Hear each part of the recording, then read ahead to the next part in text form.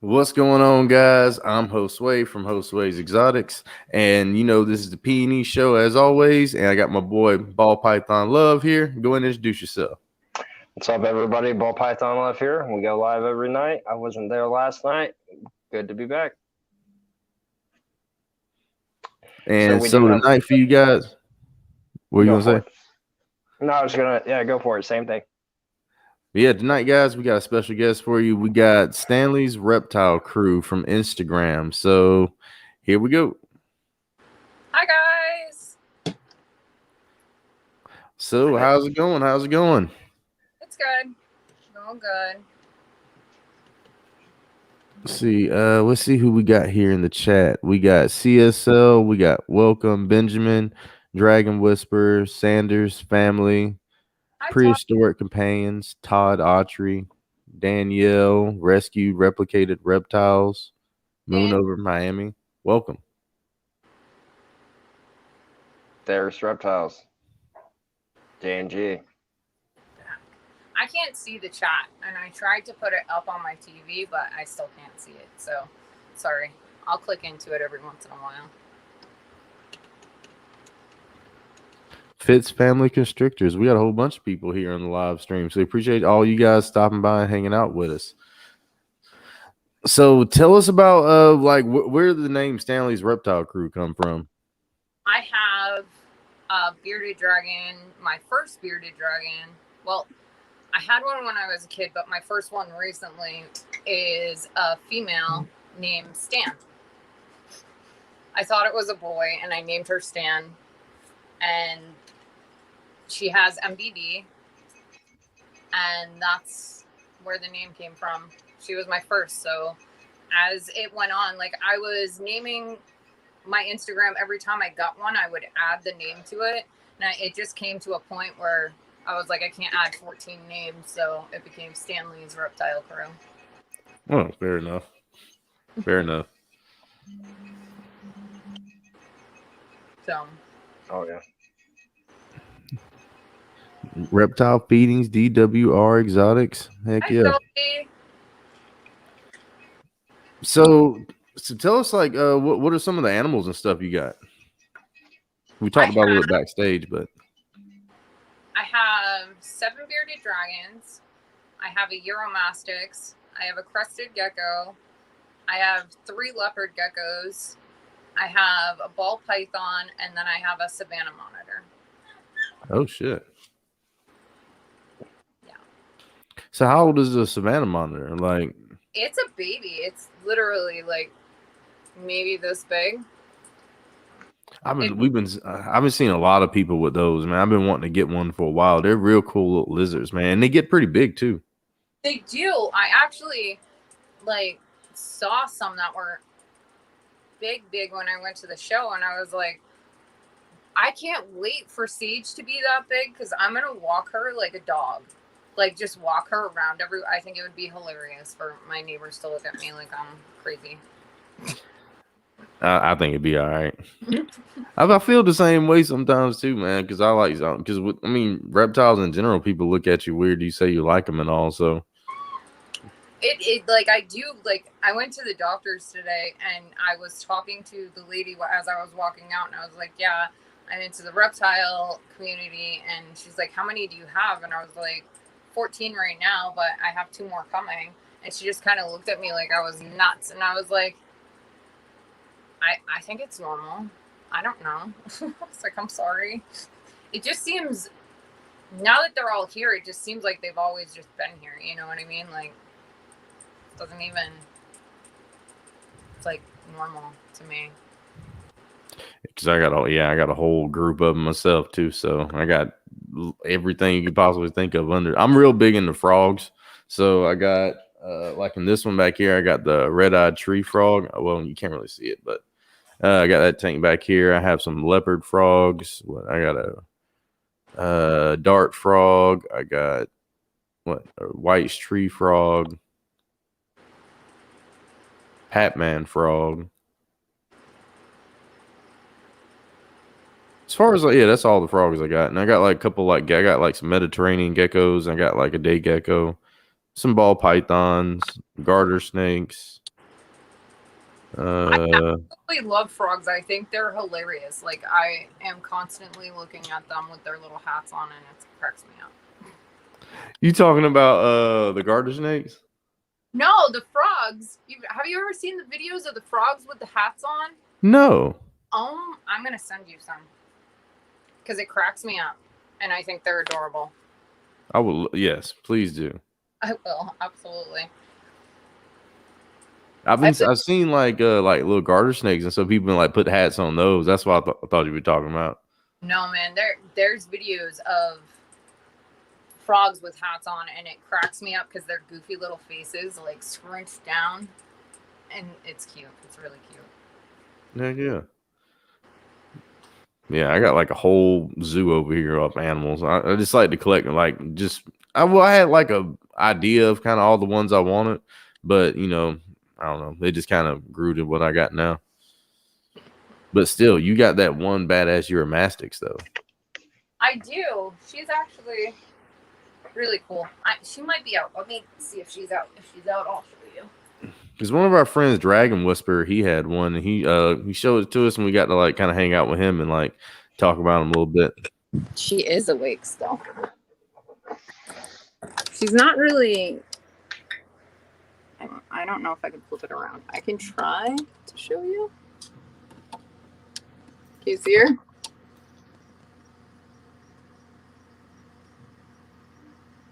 Right there. To the left, yep. Oh.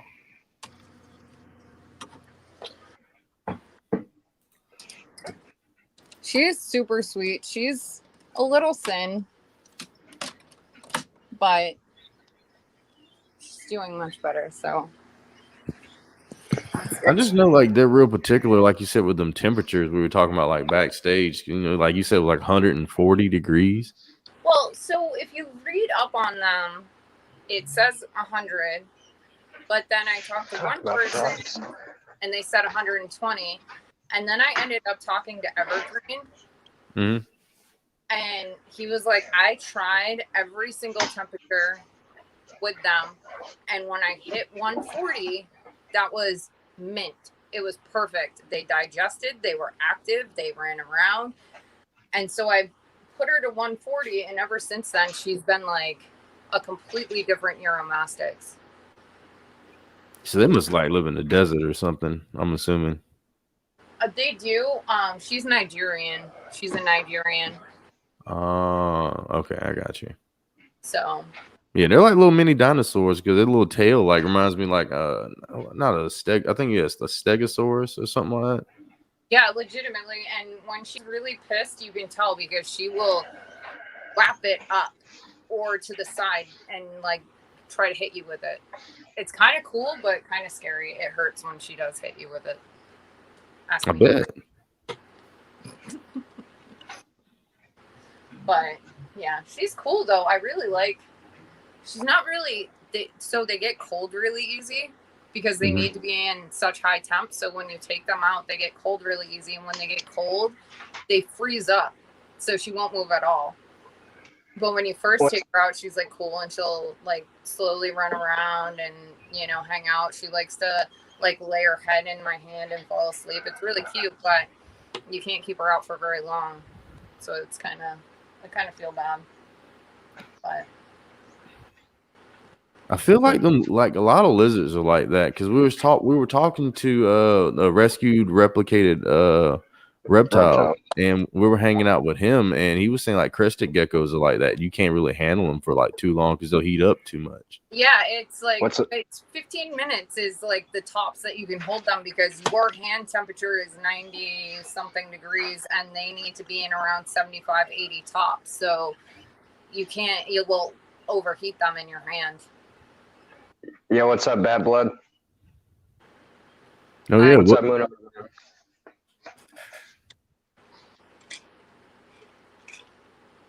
So leopard geckos are kind of the same, but they can be like their hotspot is 90, so they can be out for a little longer.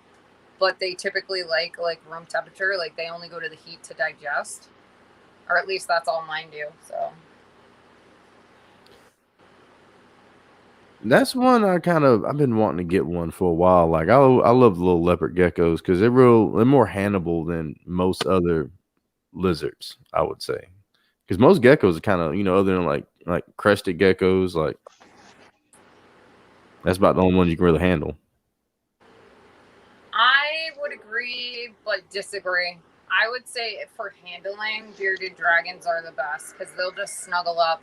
Whereas leopard geckos, like it depends on the leopard gecko and how you raise it. Because my babies, they're pretty good about being held, but my oldest one, she freaks out and she'll do like what I call the leap of faith, and she just dive bombs off of me onto the ground. Oh no. Yeah. But my bearded dragons, depending on which one you pick up, I raised most of them except for one I got as an adult. And the ones that I raised myself, they're pretty chill. Like they'll just come up and sit on my shoulder and nuzzle into my neck and fall asleep. So like we were talking to Dragon Whisper, and he was saying, like he really taught me a lot about them. I didn't even realize there was morphs like that. yeah. Because he was like, yeah, I got a 0. I was like, 0? Why do you keep saying 0? He was like, yeah, that's a morph. I was like, oh, I got you. I have a double het hypo.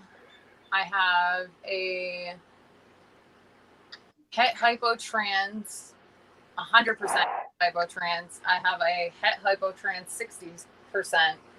And then I have a het hypo trans tiger citrus gunner. Good Lord. And then I have 3 normals. 3 normals. I'm going to breed them eventually. Not my normals because most of them are rescues. So like Stan has MVD, so I can't breed her. Pickles is missing a front hand because her clutchmate ate it. So I won't breed her because that just means she can't use her hands to protect herself. And then Marcus came to us. He's an adult and he was smashing his face on the front of his enclosure, completely tore his face up. And they didn't want him anymore because they had put him in with another female. Mm-hmm. And then had to move him out, and they just kind of left him in his enclosure was disgusting when I got it. I was in tears cleaning it. That's how bad it was. And like his whole face was raw, and he like every time he sheds, I'm like, Marcus, you got more new lips, bud, because it's like all scar tissue in the front. It's so sad, but it's kind of cute. Because I got my boa constrictor was like that. Like whenever he got well, I didn't realize it when I bought him, but he was wild caught. So they imported him in. I guess he like was rubbing against the box or bag wherever he was in, and he rubbed a part of his head raw, and it had a scab over it. And I didn't realize it when he shed, the scab came off. And then when you have raw skin, the scales got to, like you said, got to grow back over it. And it was kind of cool watching that grow back in a little bit at a time. Yeah. I feel really bad for him, but he's so much better now. I mean, he had like on top of that, I counted at one time 5 layers of stuck shed on him as well that I worked off. Like he was miserable. He was not happy at all when I got him. But it's sad. I felt awful. Like when bearded dragons shed, they shed inside of their nostrils too. Ooh, When he had his nose plug come out, it was like 4 layers. I was like, how are you even breathing at this? that's crazy. Yeah, 'cause I think I've seen a video. Somebody did that. Oh, what is it? I think they're called the humeral pores or something, like the things that's on the bottom of their legs. Like I've seen, I watch videos. They like have to pull out like grease, like almost like earwax out of those little holes. Yeah, it's awful if you don't, because I mean, despite what people will say, because they are desert animals, they tell you not to give them baths very often. I still give mine baths every week because it loosens all that stuff up. And like it helps with suction and stuff like that. They need it for hydration. And if you don't bathe them, or I kind of take a toothbrush, like a soft toothbrush, and I'll kind of rub it lightly on the femoral pores so that they don't get stuck like that, because it's sad. Like it looks like it hurts really bad. But I haven't had any issues with that, but I've watched the same videos and I'm like, that's really looks Cause it's crazy what stuff just pops up on YouTube when you just start scrolling and you start getting into it. Cause like I watch bearded dragon videos all the time. I don't have one, but I've been thinking about getting one. But I know it's a lot to deal with. You got to feed them veggies and insects and. It is when they're babies. When they're adults, it gets a little bit easier. Like as adults, they get a salad every day, and then they get bugs every other day, one time. But as babies, you need to give them salad and feed them 3 times a day. Ooh. Yeah. It slowly, gradually gets where it's mostly veggies, though. It's crazy. It's a lot of freaking bugs. So what's your favorite feeder insect to feed? Dubia. I heard people breed those things. I do. I have a colony. Flexing. Hi, Chris. So how's like breeding and stuff going with that? It's hit or miss. Like some months will be great, and then some months I get barely any out of them. So it just depends. Really, honestly, I stink at breeding them, so I wouldn't ask me how to do it. I feel you on that. I just started like breeding like rats and all. BPL breeds rats too, so that's a new thing. Like, because I got enough snakes, I probably need to start doing that. Yeah, I have rats that were feeders that never got fed and now live in my house. And they're named after the breeders who made fun of me for keeping them. I tend to get attached to them too. What do you say? You got any of the pinkies yet for the mice yet? I'm glad I haven't checked on them today. Actually, I think I threw some food in there. I didn't even look at them to see. I have to go check. I had some more rat babies today. I'll do it later. It'll be all right. But dang, they poop a lot. That shit gets on my nerve. I almost have to clean it out every day now. Yeah. It's a lot. Because I can get OCD with certain stuff, and I don't like them pooping in the food bowl. Like I don't like that. No, mine did today. It was really gross. What did you say, BPL? You gotta put the food on top. Put it on top of the poop? No, like on top of the, like, It's like, I'm just going to show you. Yeah, pretty much.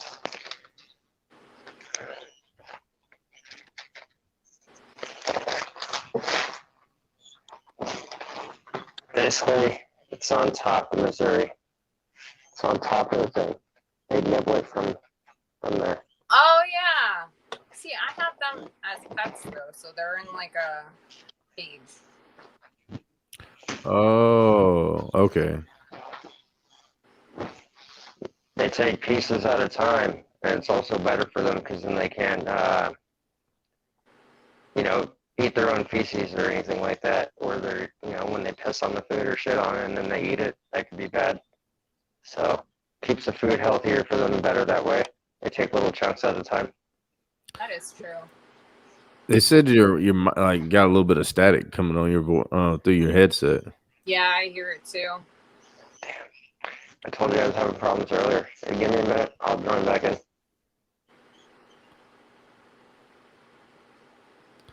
All right, well, he'll be back. But hell, what were we just talking about? I forgot. Oh, the rats, yeah. But I don't know. We'll see. Hopefully, I'll get some rats coming out soon because I need some like pinkies and all to start feeding some of my snakes. And I need some bigger ones. So I don't know. We'll see how that works out. It's a new little endeavor. I know a lot of people who breed them. I mean, if you're breeding ball pythons or snakes of any kind, it's just honestly the easiest thing to do and the cheapest. They get expensive at Petco. Yeah, I buy mine from Nerd because they're right down the road, but they're still like $7 a piece. How do I sound now? Is it all fucked up still? No, it's good now. No, way better.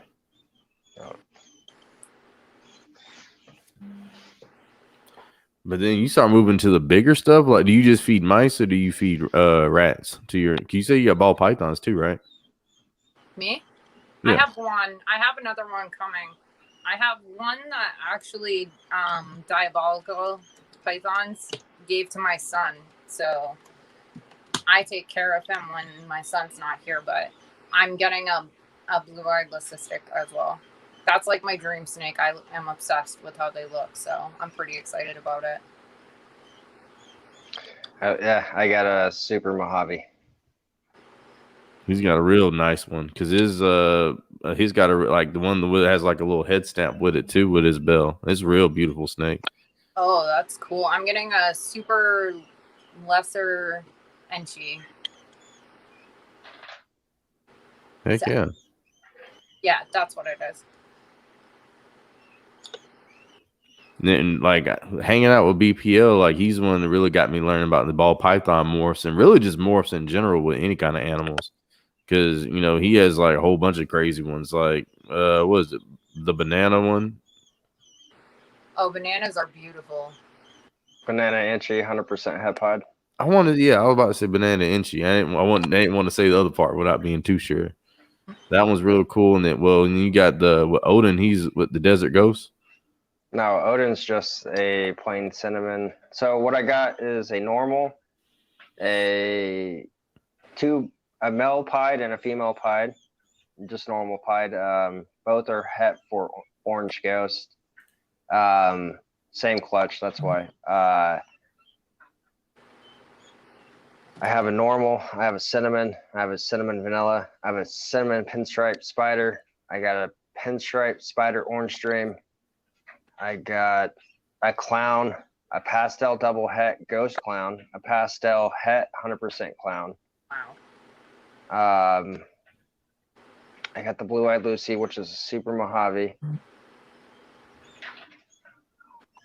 There's somebody I just gave away Cleo, so I can't really say her. Benjamin went Cleo, so that's a pinstripe female. And I got a yellow belly, Brea. So I don't know how you keep up with all that BPL. I had to have that wrote down somewhere. I know exactly what you're talking about just because most of the people that I talk to are ball python breeders. So I feel like I know more about ball python genetics than I do about the genetics of the ones that I'm going to be breeding. Like I'm going to be breeding leopard geckos and I'm going to be breeding bearded dragons, but most of the people that I talk to breed ball pythons. So I know more about them just from listening to them talk back and forth than I do about the ones that I'm breeding. Same. Because I done learned so much over the past like month just hanging out with them and all the different like ball python breeders and people we had up here. It's freaking crazy. It is. Like leopard geckos are very similar in the genetics, like the amount of genetics that you can do with them. And a lot of people call them the ball pythons of the lizard world because of the genetics that they have. And I've just barely touched on it and I'm already confused. Yeah, because I know there's lots of them out there. Because I mean, I'm more of a fan of like just the wild type because they have just the spots across the whole thing. But then they got, I know, of course, the albinos and they got all kind of mixes, like you were saying, like morphs and all. I have an albino one that will be one of my breeder females. She's I believe, rainwater albino patternless. So she's just got white tail, yellow body, white head, no pattern. Oh, Got okay. red eyes. Interesting. Yeah, she's really beautiful. And then I've got like he's like almost brown. She's almost like brownish colored, but she's got like a bright orange tail. So we think she has tangerine in her, and she'll be bred to a tangerine I'm getting from BB Brian from Instagram. I can't find the right albino male for Banana because I need to get the same albino red eyes in order to create the red eyes in the babies. Oh. And I want to pass it on. It's really cool. I would. Heck yeah. So, and then I have 2 pairings of bearded dragons, but I just found out that I can't breed one of them. He's got an underbite, and it turns out that it's genetic, so I won't be able to breed him because the babies that he has will have the underbite. And despite it not being a issue for him, I won't be able to give them to anyone besides as pets. And they're like really expensive dragons, so I don't want to. I would have to tell people, and like I don't want to, like it's just not. So I'm gonna have to get another male. That sucks. Yeah, it stinks because I had really big plans for him. He's red, so I was gonna breed him to my citrus and see if I can create the rainbow where it's red, orange, and yellow in one. What? That'd be cool. Yeah, that's what I was aiming for. But I'm gonna grab another one from the same guy that I got Louie from. These ones are even more bright red than Louie is, so I think it'll work out. I only got to interact with a bearded dragon one time, and it was a good interaction too. So I mean, I'm definitely sold on them. I don't know. I got to think about it still some more. I'll get one eventually, but I'll have to get probably an adult though. Yeah, like I honestly, so I got all of mine as babies. I like raising them because I can teach them their temperament. You know what I mean? Mm-hmm. But I wish I could have gotten them all as adults. It's tough. It's really tough, but they're more expensive as adults. Oh, I bet. Yeah, especially if they're breeders. Forget it. So, I don't know. Do you want to meet Stan? Yes, I would love to meet Stan.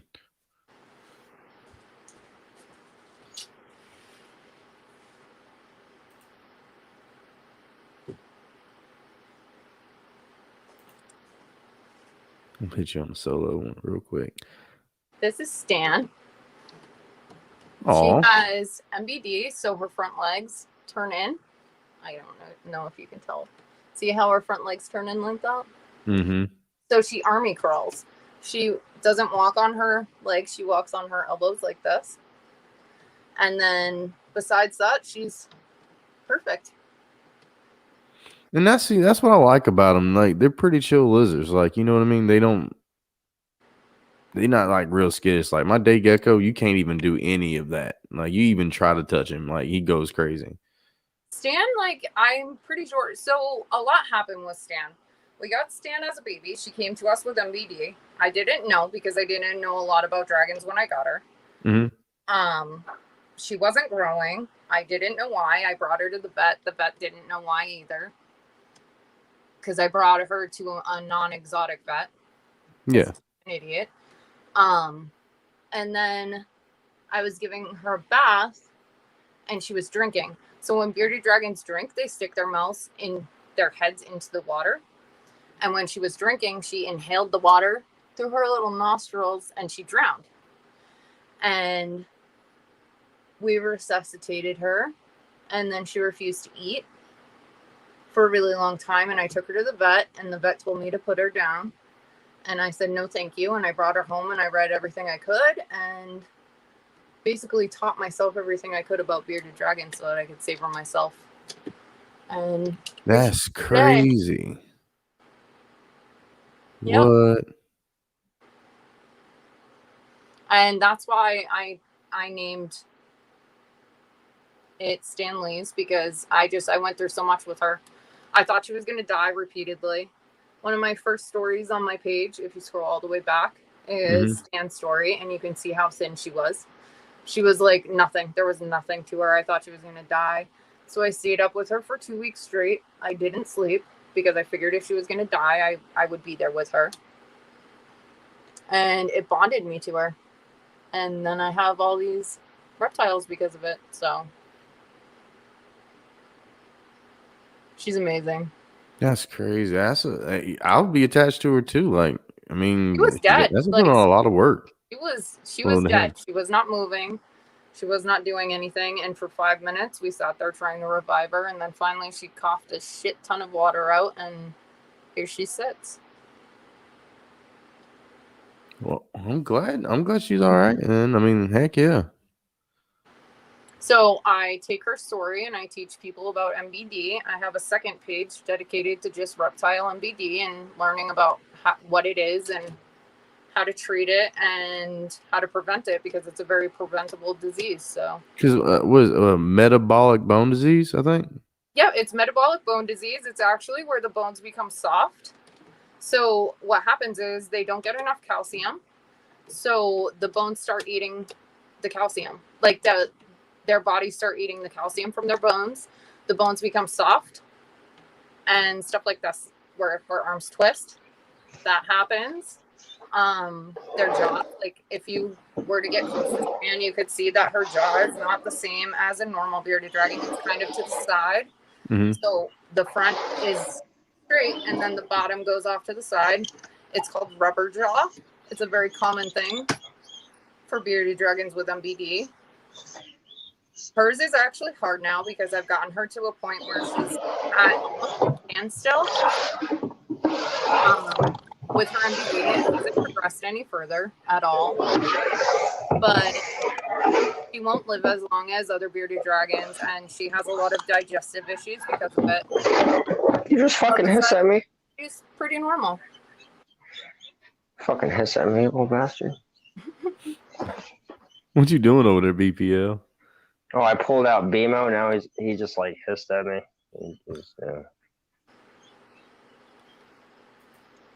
So that's Stan's story. So I dedicated a whole second page to reptile MBD and teaching people about it and stuff like that. I put Stan's story, like full story, on there, and I'm trying to get other people to share their stories as well so that we can teach other people about there's different kinds of MBD. It's actually, MBD is not, it's a term used for a plethora of different bone diseases. So there's different kinds of it and stuff like that. So see, I didn't know that. See, that's crazy. Yeah, it's really preventable though. If you give them the right supplements and UVB and lighting, they typically won't get it. So she came to me with it, and MBD is one of those things that you can't, I love that. You can't stop it, but you can slow it. So she'll always have it and it'll always progress, but it can slow down. And that's about all you can do. Yeah, because that's about what I've read on a little bit of reading I've done on it. Because that was another thing I've seen, like with lizards and stuff, they can get that stuff. Because calcium is a huge deal. It is. It really is. And if you don't know, a lot of one of the biggest problems is pet stores. I'm not trying to be mean, but it is. See, she's crazy. She just jumped off of me. But pet stores, they get teenagers in there that don't really know much about the reptiles. They just go with what they're supposed to sell versus actually learning how to take care of them. And when someone comes in to buy them, they just give them the basic rundown and not enough information. And some people, unfortunately, don't take the time to read about them prior to. I really try to talk to as many people and answer as many questions I can about them. Like, my Instagram Messenger is constantly filled with questions about bearded dragons. And I also admin a Facebook page dedicated to their care as well. So. Appreciate that, DG Reptiles. Appreciate you coming by to hang out with us. Same thing with everybody else. Hi, sorry I can't see the comments, guys, so I'm just kind of talking. DG Reptiles dropped a super chat or a sticker for $2. Aw. Heck yeah. Like I said, we appreciate that. Anything and everything. We got a whole bunch of people in. We got 16 people in the chat right now. So if you guys don't mind, hit that subscribe button down below. And if you guys want to keep up with the P&E show, me and Ball Python Love, we do go live every single night. So you have to be subscribed to both our channels. So that way you guys can keep up with the P&E show. And like I said, tonight we got Stanley's Reptile Crew. So if you want to go check her out over on Instagram at Stanley's Reptile Crew. But so after Stan, I just kind of pick up the odd ducks. I feel like I have a very beautiful dragon who is missing, I'd say, more than half of her tail. It's to the fat part. So, like, you can see with Stan's tail, it's thin. Lilu's is cut off like here. I was going to say, they don't grow their tail back, right? No, they don't. Some species do. So leopard geckos do. They'll grow them back. Crested geckos don't. When they lose them, that's it. They're gone. But yeah, so I have one that's missing most of its tail. I have one that's missing a hand. And then I have Marcus, who's missing some of his lips. I've got Drusilla, who is really thin. She's my Euromastix. Stan, you're being crazy, girl. I'm going to put her away because she keeps running away. I got you. So we are about 30 minutes in. Chris Hardwick. What? He's in the chat? Yeah, what's up, man? You know, he my motorcycle obsession. I see him in there. This is Lilu. She's the one who's missing a good portion of her tail. She's beautiful, though. So she's missing. Yeah, for sure. She's a really beautiful dragon, though. She's got this, like, fluorescent orange beard. Her birthday is tomorrow. I love the inquisitive look they always have on their face. Like, they're always looking around like, what's going on? She's sassy, too. Like, she'll give me the stink eye all the time. She's beautiful, and she knows it, so she's sassy as heck. I think she honestly has eggs right now. So bearded dragons will lay infertile eggs, unlike most species who have to have the, bearded dragons will lay normal clutches every year with just infertile. And I think she's got her first set of them. Welcome, my animal house. Welcome. All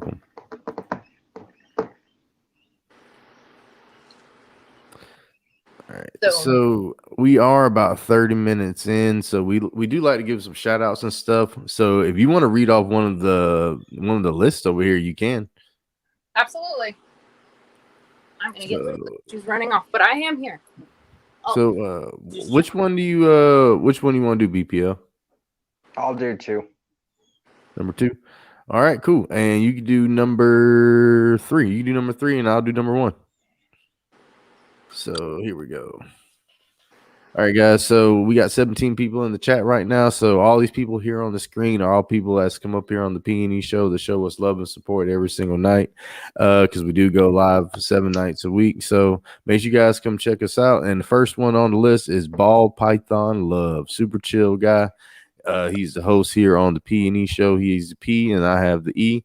So he does some real cool ball python feeding videos. So definitely check him out. He's going to have some more content coming. We got Iron Dog Reptiles. He has some real cool reptiles like retics and all. We got Venom Wonderful. He has the venomous snakes here. We got Derek's Reptiles. He did a super cool interview with Tom Crutchfield earlier today. So you guys go check that out. Not Lose Exotics. Appreciate the stickers. I'm gonna do like a little bit with that one of my other videos. We got J&G Reptiles. He has his cool venomous snakes as well. Kurt Wood 75 with some awesome ball pythons. We got Hilljack's Life. He has some awesome animals just all around. We got Des Wolf Armory, the king of the rattlesnakes, and boy, reptile feeding. He's normally in the chat. He's representing down there in Florida. We got D's Balls Exotics and Proper Royals. He's down there hanging out in Florida too as well. He does a lot of ball python videos. Hell yeah. So next on the list, we got Josue's Exotics. He is the E in the P&E show. He has the exotics. He has, the frogs, the ball pythons, the boa, the rattlesnake, etc. Definitely check them out. Once again, we go live every night. We go live though, and we swap channels every night. So tomorrow we'll be on my channel. Next, we got My Animal House. He's here in the chat. Appreciate him. Much love and respect to Justin. Really good guy. Goes live Mondays, Wednesdays, Fridays with Iron Dog Reptiles, and also every Tuesday with his wife Trish. Good ass time. Definitely check that out. Spider Mom 1978. She was up here. She was a guest. She had 50 plus tarantulas and a bearded dragon. It was a fun time to see them all eat. TNT Balls. That's Todd, good friend of mine. He breeds ball pythons, has a lot of knowledge. Good guy. Next, we got Prehistoric Companions. I believe he was in the chat earlier. He might still be here, not 100%. Good guy. Had him up here as a guest. Good time. OSMR Ball's a good friend with Not Lou and Josue and myself. Definitely go check him out. Fitz Family Constrictors. That's Youper. Good guy right there. Stoked on everything he's been doing lately, even in the past, just good guy right there. AEP, Always Evolving Pythons, Miguel. We had him up here as a guest, and it was a kick-ass time. It really was. So Mary Pythons and the Holy Balls, we had her up here with her husband. Mitch and Mary, kick-ass time. Hell yeah. So next we got on the list, Rescue Replicated Reptiles, but you see the IG symbol. He has IG, so if you guys would go and follow him over there, say what's up, that'd be really cool. Next, we got Marquez Family Reptiles, and he was a cool guest, has a few different things. Definitely check him out. I'm going to Ectothermic Dungeon. He was a guest not too long ago. Definitely going to come back up here. Dude had a lot of knowledge. Definitely a good time. You got to take that comment away, by the way. Thank you. And last but not least on my list, tonight's guest, header up on IG, Stanley's Reptile crew. Good people. Definitely got, the bearded dragons and the ball python, so definitely go check her out. All right. I have a list that I know very few of. I have Area 51 Morphs. That's Matt. I absolutely adore him. Doug's Monsters. I don't really know him. I'm sorry, guys. Balls Are Us. Pogo's Pythons. Fox Hollow Reptiles. Dragon Whisperer. Awesome. Merino Morphs. Celtic Balls. Love them. Morphed Exotics. Gray's Reptiles. Todd Autry. I really tried. I hope I didn't hack anyone's name. I really stink at that. No, it's all good. That's all we got to do. We always like to mess around with let one of the guests do one of the list on there. But heck yeah, so definitely guys go check out all of them right there. And we also got this right here. So these are for all the people that has to do the super chats and all. We definitely appreciate you guys doing what you guys do and everything. So here, check this out for you and see what you guys think of it.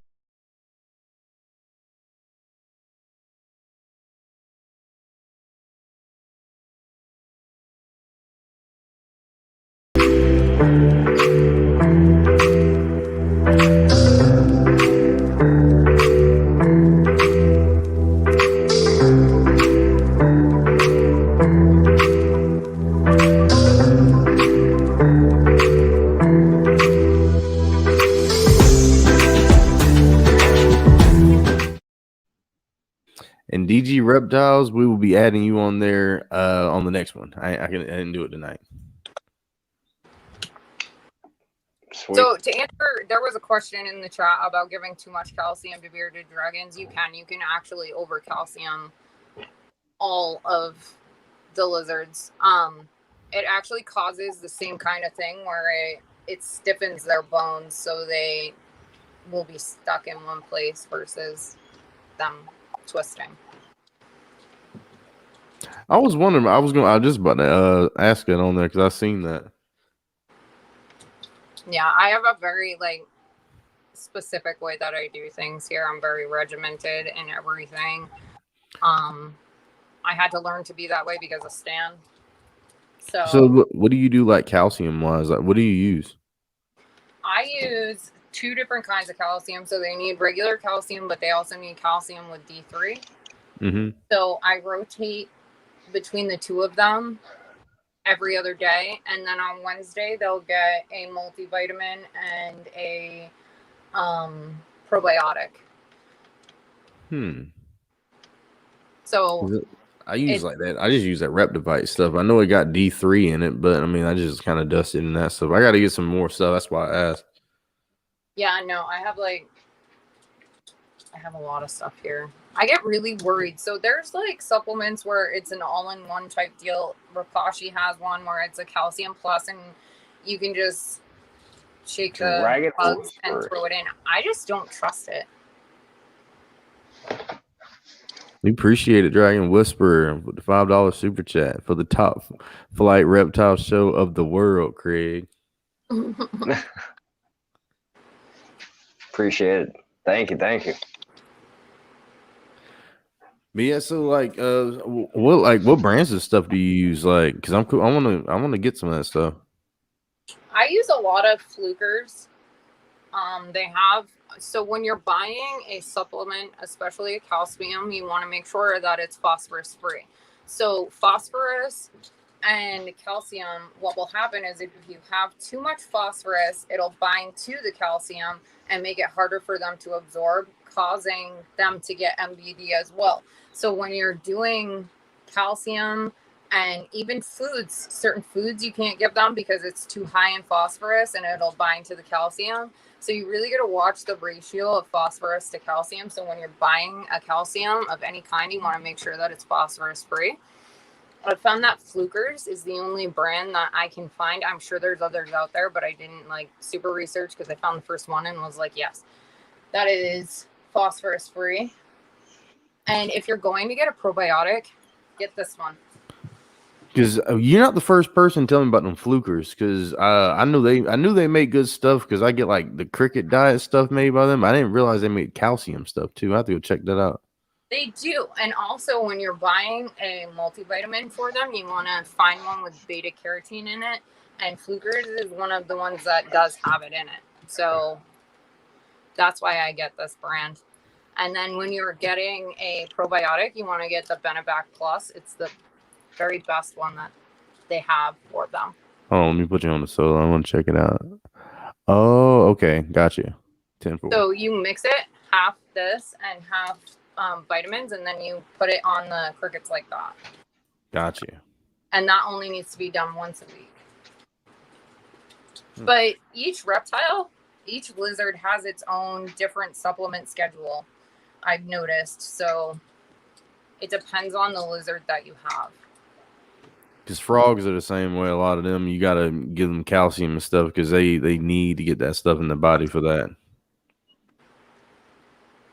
A good probiotic is good for them. It helps with their gut health, which is really important when it comes to them. I found this out by Louis, and he passed it on to everybody else. Got pinworms, and it was awful. It was a really bad experience. No one was eating. It was really bad. Oof. Everybody's fine now, but I felt so bad. I'm glad I haven't had to deal with anything too crazy. Like the craziest thing I had to deal with, I just woke up to baby garter snakes one day. That was it. What? Yeah, well, see what had happened was I bought 2 garter snakes from Underground Reptiles, but once again didn't read it. They were wild caught, and they said I asked for 2 females specifically just so I wouldn't have to deal with that. And I thought that's what I had because it's kind of hard to sex them. So I just happened to wake up one day like last summer around this time, and I had baby garter snakes, like 13 of them. That's crazy. I would freak out. Yeah, so I started like feeding them and taking care of them, and I ended up giving them all away. Why not? At least they went to good homes and all. I mean, they still growing up. I went to go see them, you know. I think that's going to be the hardest thing for me when I start breeding is I'm going to end up with so many flipping lizards because I'm going to be too afraid to give them away.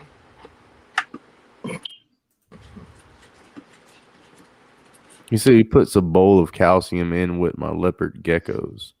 Yeah, that's how you do it. So with leopard geckos, you're supposed to put it on their bugs, but also putting a dish of calcium in with them is how you do it, because when they are low on calcium, leopard geckos for some reason know it and they'll go and eat it on their own.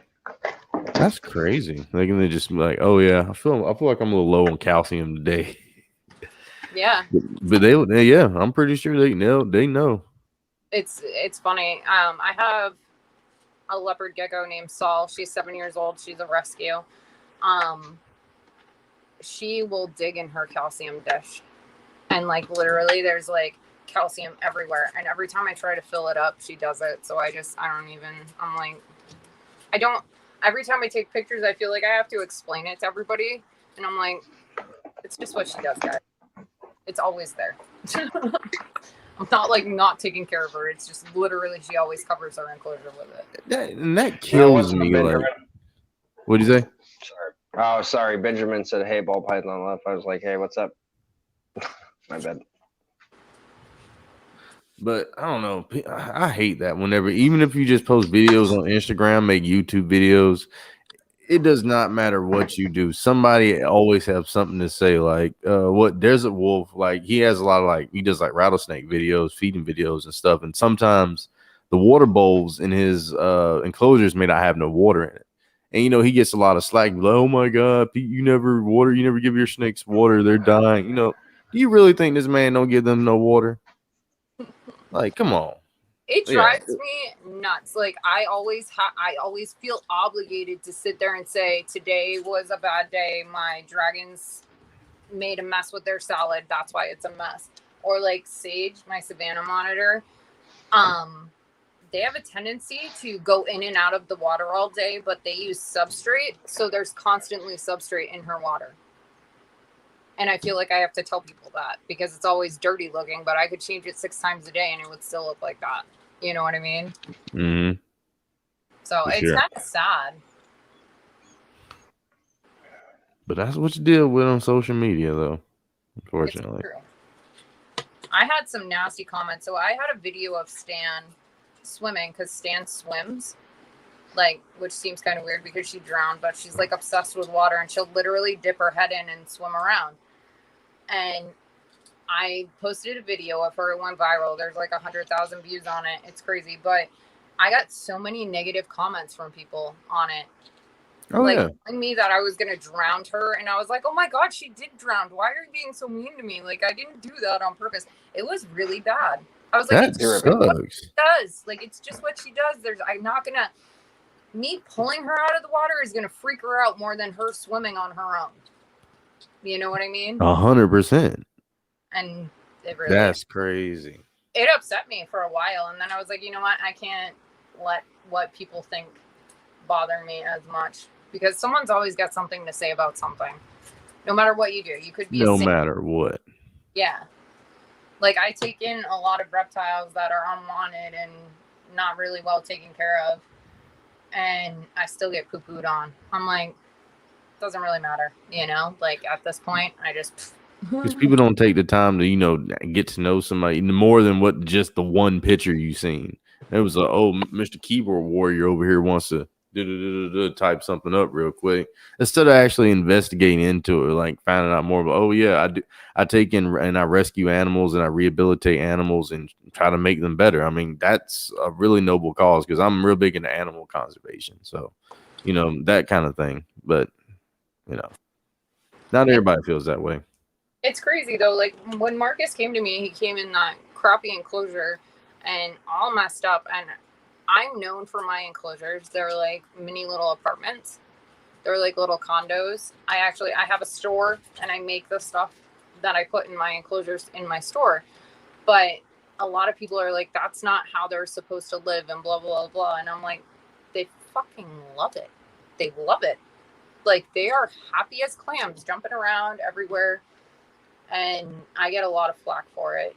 But Marcus came from such a crappy situation and I was so proud of his enclosure. So I posted it and people gave me a lot of crap about it. And I was like, go look at his enclosure when he came and go look at his enclosure now. And some guy messaged me after and was like, I am so sorry that I commented that. And I was like, yeah, but you gotta, you know, like, he's like, I really need to start thinking before I type things. And I was like, I changed one person's perspective, you know? Like, 100, yes, and yes again. Because I believe me, if you don't think I understand, because I get plenty of that on like, especially YouTube comments. Like, I'm pretty sure I'm taking care of my animals fine because you know they hop around, they eat like they're supposed to every week, they're gaining weight. You know what I mean? They're looking fine, their skins looks good. So I mean, obviously, I'm doing something right. yeah. So I don't know if you know who Diabolical Pythons is. I don't know. I feel like I probably do. So his name's Daniel. He's an amazing man. I talk to him a lot. He's great. Mhm. But one of his favorite sayings is my snakes my way or my reptiles my way. And basically all it means behind it is that as long as they're shedding, growing, and healthy, then why are you saying anything? You know, No like matter exactly. that's how I'm doing it. I'm doing it right very clearly. So back up a little bit. And it's like honestly, it gives me like it's true, you know? So it's pretty cool that he like has it on shirts and stuff. His stickers. Because I'll say a it. lot of people, they get a lot of slack. People use aquariums, people use glass enclosures. They're like, oh, ball pythons need to be kept in a rack. I mean, you can put them in a rack and they'll be perfectly fine and live great. But you know, racks are better if you want to breed snakes. You want to have a lot of snakes in a small amount of space. But you know, I like to look at my snakes, and they were like, well, ball pythons never come out. Well, I don't know, mine do. I mean, mine's out right now. I can walk around and look at him. He's on top of his little tree thing in there. Even though I just fed him, so he's not hungry. I fed him 2 days ago. So I mean, it's crazy. I just think that, you know, like I have leopard geckos. I have 2 of them and I have both of them in one enclosure. The amount of yelling at me that I got for doing that was insane. Because they're perfectly fine together. Like I've never had an issue with them being together. And if you read up on leopard geckos, they're actually pack animals. They're pack reptiles. So they'll live in a pack and then at night they go out and hunt, but then they come back together at night. what? That's crazy. So these people are yelling at me and I'm like, have you actually read anything about this reptile or are you just coming at me without the knowledge behind it? You know what I mean? It's crazy to me, but Because rescued replicated reptile, he said like he keeps his together. He keeps like I think 2 of them together, like a male and a female most times. yeah, and it's normal. They are literally they will live in groups of like 10 or 12 of them. And the only time they leave is to go out and they'll hunt at night and then they'll come back and they'll all sleep together. So I don't know. I feel like some people see and hear things and they don't actually read up on the natural habitat that the reptile is in. You know what I mean? Mm-hmm. So I know bearded dragons do not do very well together. But But see, bearded dragon, is it kind of similar to like Euromastic and stuff with the heating temperatures, or like Euromastic is a little bit more hotter? It's way hotter. So the Euromastics, I put mine at 140. My Savannah's at 120. That's hot spot though. So they have this hot spot that's like that temperature, and then below it will be like 100, and then over on the cool side it's like 80. And then the bearded dragon's tops is 105, and that goes down as they get older too. They'll drop down to needing only like 95 degrees as they're older. Let's see. Here we go. Benjamin Payne says, "You're all amazing keepers. Everyone is doing their best. It's great to see their creatures thriving. I absolutely love that frog. Big Nasty is a special boy." Oh, he's talking about from Venom Wonderfuls. He has one of those pixie frogs. It's freaking huge. Oh, one of those big ones. They get like this big. Yes, Those it's things are freaking crazy. huge. I love them. But yeah, so each one needs its own temperature. Each one has its own diet. Each one has its own. I mean, bearded dragons have personalities. I swear, you can't talk me out of it. Well, I guess BPO said he had to, something's going on. He had to go take off real quick, so he'll probably catch us up a little bit later on if we hop back. If we can hop back on. But yeah, we can keep on going though for sure. Sorry, I can talk. So if you ever want to get off, just let me know because I'll go. Oh no. We normally, like I said, we normally go for like about 2 hours. So I mean, if you want to hang out for like another hour or so, we can just chat it up. Absolutely. I love talking to animals and all. That's just it. You get me talking about reptiles and stuff, and I can go and go. But I mean, this is like I said, that's why we started doing this because we love to talk about them too, and it's kind of hard to find people that actually wants to listen. You know what I mean? oh yeah, totally. I sit in my groups and on Instagram and talk to the people on there because it's like I actually have something to talk about because in normal life people don't really care. It's hard to find someone that you can actually conversate with that doesn't look at you like you have 20 heads because you have so many reptiles in your house. Oh, I'm definitely the oddball in the family. People are like, "Oh, you like what?" Bad Blood Reptiles. We appreciate the super chat, $5 super chat. Hell yeah, man, appreciate that.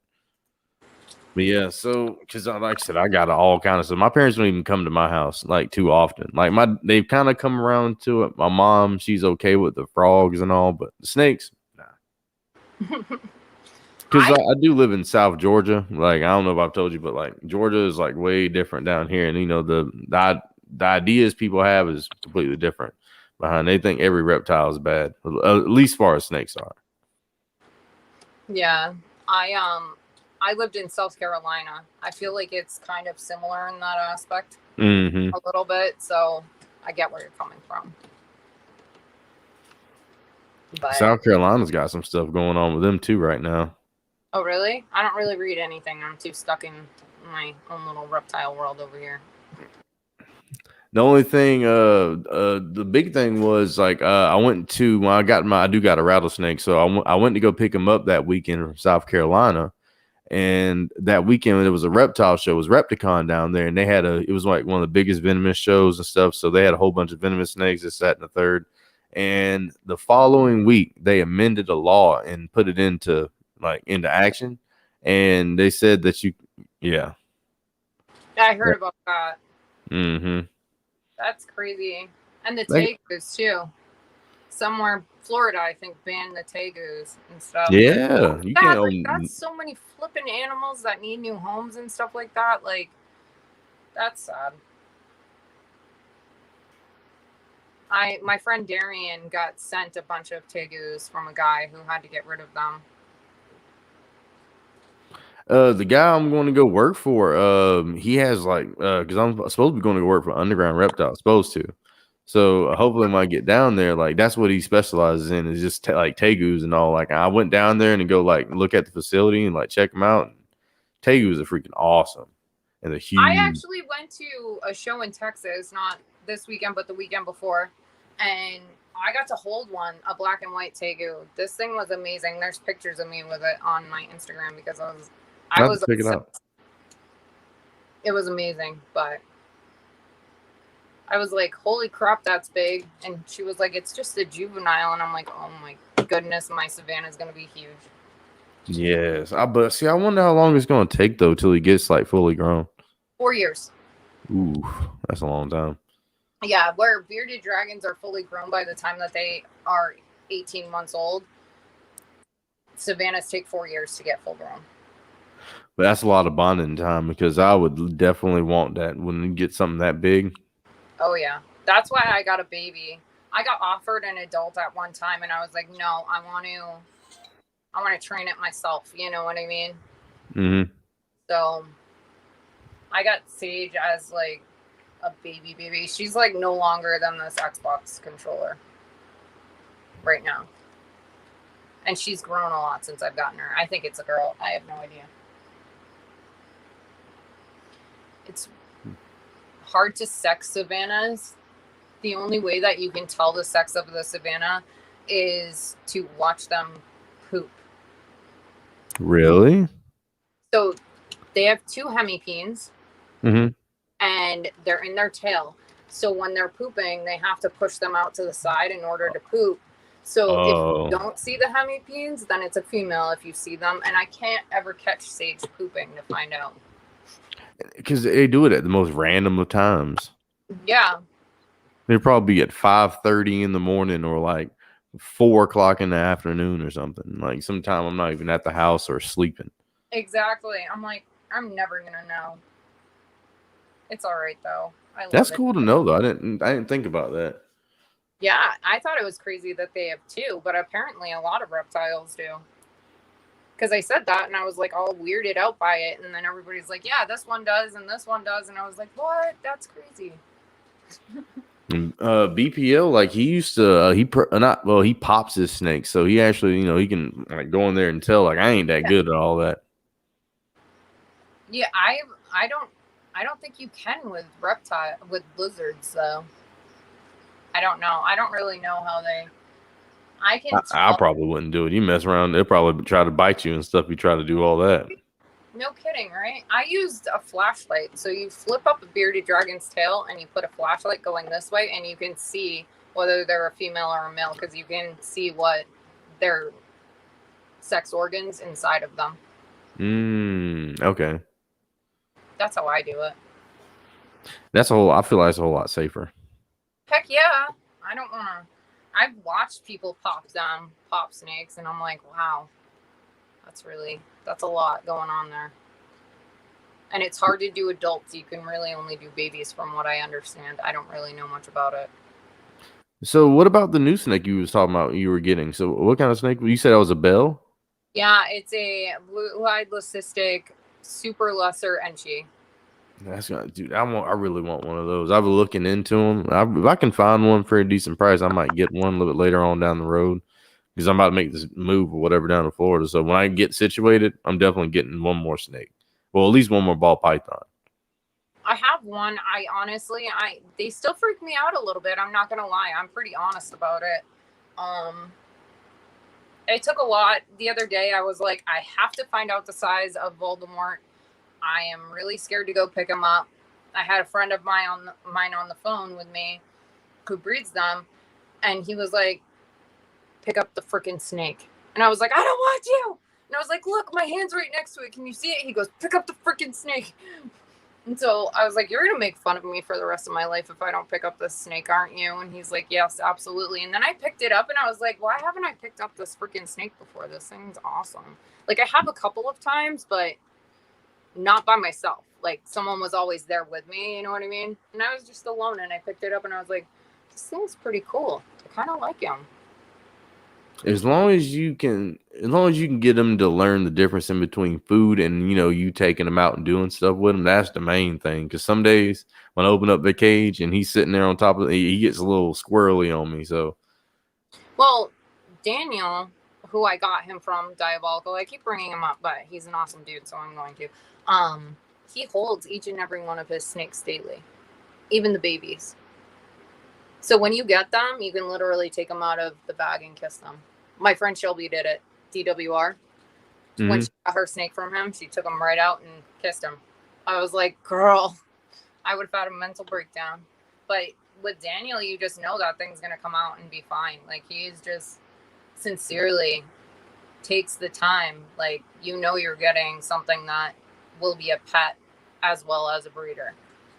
Because your ball pythons, they are probably one of your more nicer snakes out there.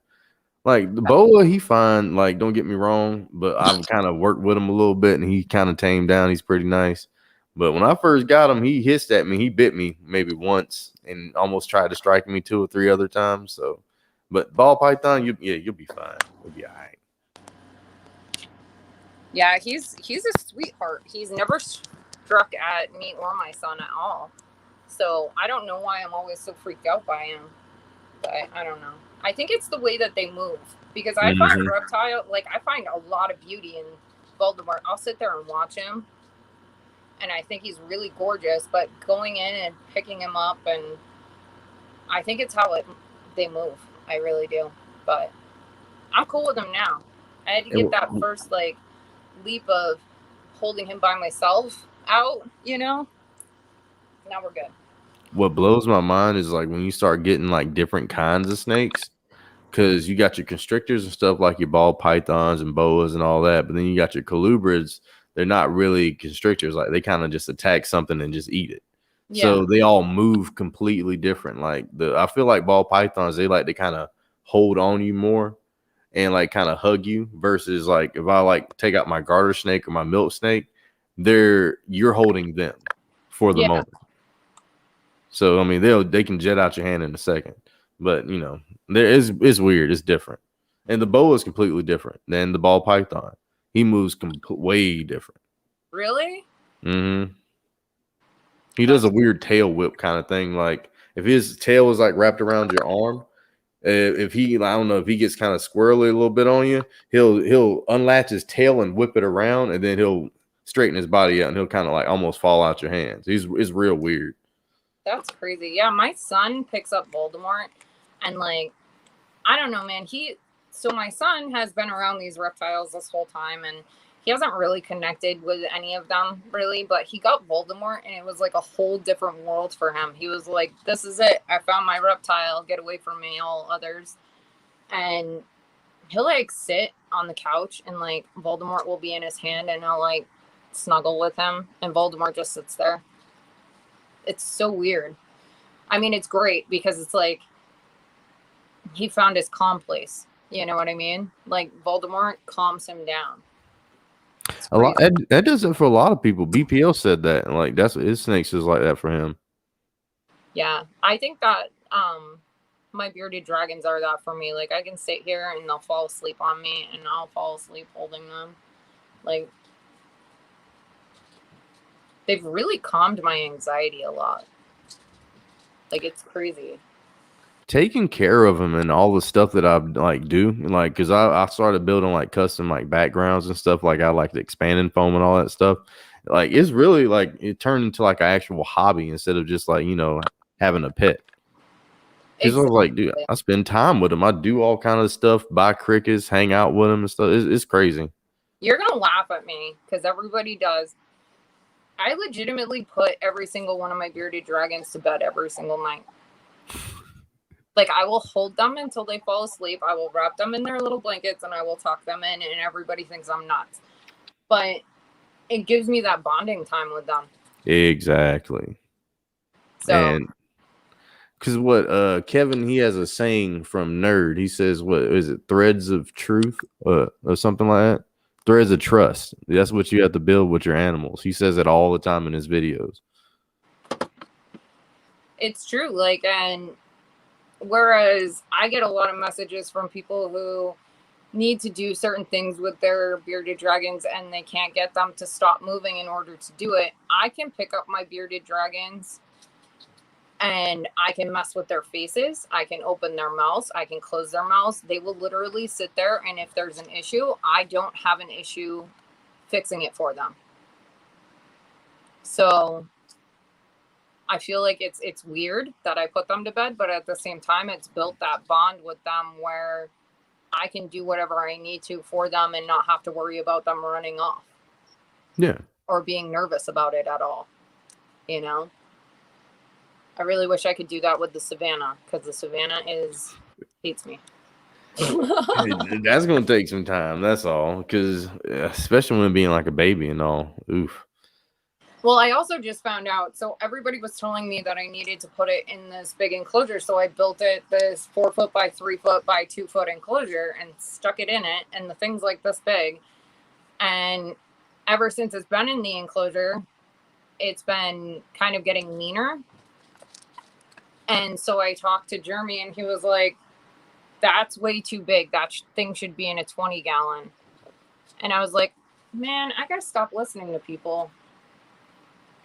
Like eventually, yeah. I mean, I would still keep it though, and use and like wait until he gets bigger. It's built into my freaking wall. Oh man, it is. So I mean, that's a huge enclosure. I mean, that'll be perfect for him for a long time. Well, it will eventually need to go into a bigger enclosure. I don't know if I can show you right there. See it right there? Oh, okay. Right there. So I built that myself into the shelving unit, and it's huge, but I'm just going to keep it there because I have to. I'm going to use it for the bearded dragons and then clean it out when Sage gets bigger and can move into there. And I'm building a second enclosure that I bought for the savannah to move into. Ever since I got those shelves, that was a godsend. I'm not gonna lie to you, because like trying to find stuff to put the aquariums and stuff on, I was like, you know what? No, I'm just gonna go buy some shelves and I'm gonna stack these bad boys. That's what I did, and then so it started as 3 bearded dragons, and I built this 3 high enclosure. I call it the Wall of Fame because I've got everybody's stickers on it, but it's filled up now, so I got to find another Wall of Fame. I'm gonna see if I can show you without. See it right there. Oh yeah. Okay, I see it. So I built that, and then I realized that just getting shelves would be way easier. That was a pain in the butt to build. Because I got to build. I was looking into it like a 4 foot by 2, or by maybe 4 foot by 2 by 2, or either maybe a 6 by 2 or 6 by 3. But I don't know if that's going to fit on my shelves for that boa constrictor, because they get like almost 10 feet long with the females. Yeah. So I got to build him something pretty big. But I mean, he's still gonna be like that for another year. Maybe I can probably keep him in this 40-gallon tank. But the 40 gallons I'm gonna use for the garter snakes. So I'm getting like a couple more of them. And I'm having them all in there and build like real nice like collage with that. And then I don't know. Let's see. It's crazy. I think I'm just going to end up filling in like the savannas for the beardies and just build up on the shelves like that, so that they can get bigger places. They're in 40 gallons right now. This is them tanks are heavy. You get tired of having to buy them. Like, where do you get yours from? Depends on like the one that I just picked up. I got on sale because it was used from Nerd, and then the rest of them I like do a pay by 3 on PayPal. I didn't think about looking on Amazon and stuff, because I'll wait till like Petco, they'll have them like $1 per gallon, and I'll go like pick up maybe 1 or 2, and then that's the only thing that I've seen that you can probably buy like in the store somewhere. But that's cool. I mean, I didn't know like Nerd had like a store. I thought it was just kind of like, like snakes. Oh no, they do. It's called Zoo Creatures, and it's below the breeding facility that's upstairs. Oh, okay, so, cool. It's like a huge building, and then on the bottom floor is the store, but they also have like some reptiles kept in the sides, and like the store is in the middle. So it's kind of cool. I take pictures and show people sometimes, because you can see some of the stuff, but upstairs is where all the big like venomous and stuff like that, and I haven't taken the tour of upstairs yet. Oh, yeah, because I didn't know they do tours and all. Oh, they do, yeah. I want to do the tour, but I don't want to do the tour like normal people see. I want to do the tour and like be able to hold stuff. You know what I mean? Yeah, of course. Heck yeah. I'm not going to go there and not touch something. Yeah, I'm like, dude, I want to like hold everything, and I definitely want to see the blue-eyed leucistic cobra that they have. Mm-hmm. What's her name? I forgot her name. I know Me, it's Lilith. Lilith. Yeah, Lilith. That thing is beautiful. I am so attracted to that thing. I don't know why, Yes. but I just want to sit there with her and look at her for long periods of time. Because you're not going. How often can you see something like that? Like really? Exactly. She's one of like maybe 2 or 3. Yeah, it ain't many That's of them. known. It ain't And many. it's crazy to think that she's like right down the road from me. I'm like, I wanna go sit and be with her and take pictures with her so I can say, like it didn't happen unless you have pictures of it. Mm-hmm. I agree with that because I'd definitely be taking a picture of it because he's done a lot with that snake. Because I watched a lot of videos of she had something going on with like she had a cyst up under her eye, like Yeah. one of her fangs that got like I guess it got stuck or something, it got infected. Those Ugh. videos are what made me really. I check in on her. Like I'll get on Jeremy's lives and stuff and ask him how Lilith's doing. I'm like, how's Lilith? Because I mean, I would be curious too. And then the other crazy video I seen, they had he was helping one of his friends out with a retic, and it got egg bound, and they Yeah, stuck the needle in there and sucked the juice out of the egg and helped it pass it through. And like, oh, that's crazy. yeah, I watched that too. That was a real good one. I find it really fascinating because I mean, honest, and he says in one of his videos, there's not a vet in the anywhere, an exotic vet that would do the stuff that he does. No, And it's true. He's not wrong, you know. So. His first thing they said is what you said earlier when you take him to the vet. You got to put him down and look. It's crazy. Like that's their go-to is put it down, and that's not always the answer. I mean, Stan's proof of that. You know, there are things that you can do. It's just a matter of knowing what to do and when to do it. You know. Just don't get me wrong. I mean, the vet's cool and all, but at the same time, there's not really that many people, like you said, that's an exotic vet that that really works on things other than porcupines and that mammals really. Yeah. So, because I think the closest one, even like to me, like is about an hour away. I would have to drive to Savannah. I mean, I recommend doing it once a year just to get a fecal done and stuff like that. But yeah, that'd be cool. A lot of the stuff you can do at home. Like I saved Louie's tail. Louie's tail got slammed in one of the doors, and the end of it started turning black. And I saved it myself because the vet just basically said there's nothing I can do besides cut it off, and I said absolutely not. I'm taking him home. And his tail's fine now. But the vet can prescribe you medicine and stuff too. Yeah, that's the thing. Like they can as well. And like Pickles, my one missing, I'll actually take her out so you can see her.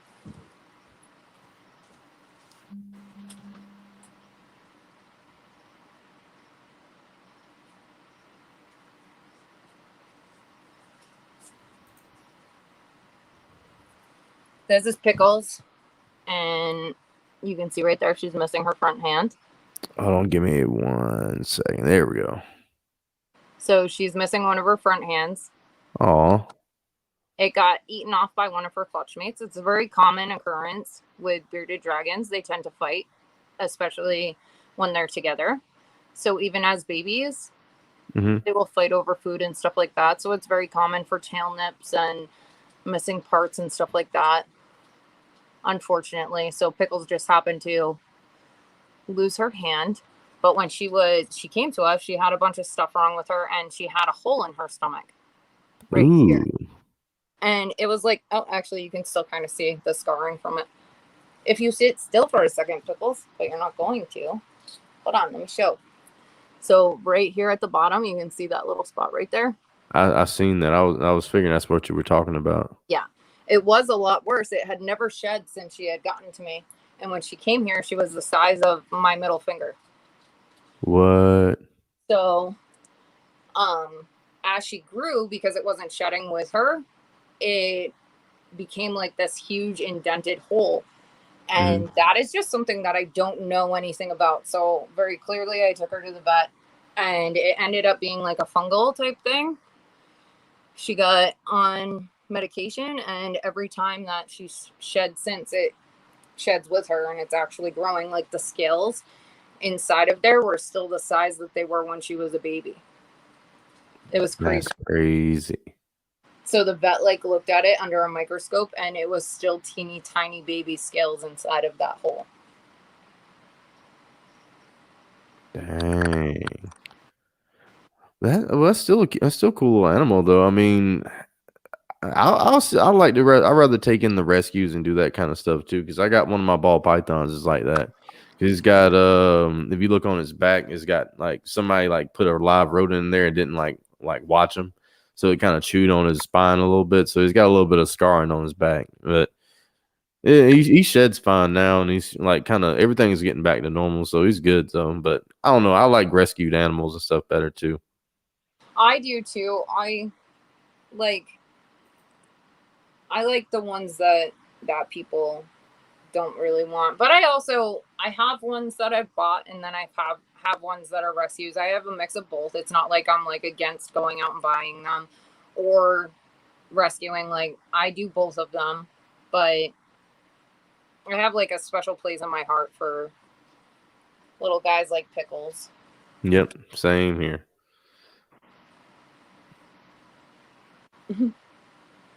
But yeah, so Pickles and Stan were actually, there's on Instagram, there's a page. It's called Bearded Dragon Network, and they do a Beardy of the Month. Mm-hmm. And Stan and Pickles were Beardy of the Month last month on the page. So it was kind of cool. Like we got to do an interview where I was speaking for Pickles and Stan. So it was kind of funny. But well, that's cool though. See, I didn't even realize I had like stuff like, because I had to get more active on Instagram. Like I use it like somewhat, but not really. Because I know they got Instagram TV, they got all the lives and stuff they do on Instagram, you know. I started on Instagram like it, so I was on my normal people page, and I was just posting my bearded dragons nonstop. It was Stan and Lilu at the time. Mm-hmm. And I was like, you guys must think I'm nuts. Like, that's all I do is post my bearded dragons. I was like, I'm just going to make a page for them. And, like, I wanted to tell Stan's story to people and teach people about Stan and stuff like that. And I made a page, and I had no idea that almost 5,000 people were going to want to stare at me and my bearded dragons all day. Man, but see, somebody has to do it, because you got to raise awareness. If you have a cause and you feel like it's just, I mean, you got to do it. That was it. Like, I was like, I want to show them off, you know? I wanted to teach people about Stan, and that's what I do now. Like, occasionally, I used to do a live weekly where I would pick a topic and I touch base on it, because I was getting so many questions from people about bearded dragons, and I was like, if I can just pinpoint them to a live that I did, that would be so much easier. Mm-hmm. So what do you and Lizard Mom talk about, like on y'all live stream y'all do? We actually have just been interviewing people that own lizards, breed them, talk to them about them.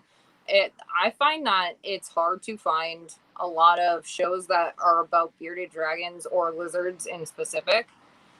So we're trying to showcase them as a singular, you know what I mean? A lot of ball python people do stuff like this, and not a lot of lizard people do. You know what I mean? That is kind of weird. I never thought about that. Weird. Like, I've never really seen a live where a bearded dragon breeder will get on and talk about their breeding and projects and stuff like that. I've seen very few of them. So it's hard to learn if you don't do it on your own. Yeah, because the only person I really know, like, other than you, like you talk, like you said, you got a whole bunch of them, and you like said you're into it. Other than that, Dragon Whisperer, She's waving. Can you see this? I see him. She's waving at Bluey. Nope. There goes the nub. So what was it? Dragon Whisperer, and I think he's the only person I really know that even has bearded dragons. Yeah, and there's a lot out there. Like, you wouldn't believe the amount of people that own them and breed them. And, like, so I got my newest one from JK Dragons. She is a breeder. Mm-hmm. She breeds beautiful dragons, and her knowledge of them is wow. Like, it's tough for me to find people that match my level of knowledge for bearded dragons, and she surpasses mine. And it's impressive to me. And she is really nervous about doing lives and stuff like that. So it really kind of stinks because there's a lot you can learn about these guys, and they're really cool too. But not a lot of people talk about them. But And you're 100% right on that too, because like when you said that, I thought about it. I was like, I'm really the only person that really has any kind of, like, among our whole friend group that even has like a lizard, like, you know. And then it's very few people, like you'll see like that guy. I forgot who. I think it was Dylan, or that was D's Balls and Exotics. He had that super huge Savannah monitor, like a full grown one. And he like was sitting there like holding him like this. I was like, oh god. But yeah, it you don't see a lot of that. Yeah, I mean, I like Wayne, Rescued and Replicated. He's amazing. Like, he was telling me that he usually goes to shows and he makes pamphlets for each of the reptiles that they sell at the show, and he'll hand them to people on their care. Hell yeah. Dude, I sat there and talked to him for an hour backstage, like after the show one day. Like he's super cool. I like him a lot. That's cool though. Like, not a lot of people do that, you know, and like, he's a rescue, so he takes in the ones that get messed up. So he's trying to prevent them from coming to him. So he goes and he hands out pamphlets, and he's like, this is how you care for that. This is how you care for that. I think that's really cool. Like, that's what I would do. You know what I mean? And that's what I focus on a lot of stuff in my videos. Like, I do a lot of research into like just all the animals and stuff that I have before I even make a video and stuff. Like you said, like there's 50,000 websites out there, and they may not all have the right information. That's it. It's really hard to find correct information. That I'm gonna put her back because she's like gonna. I got you.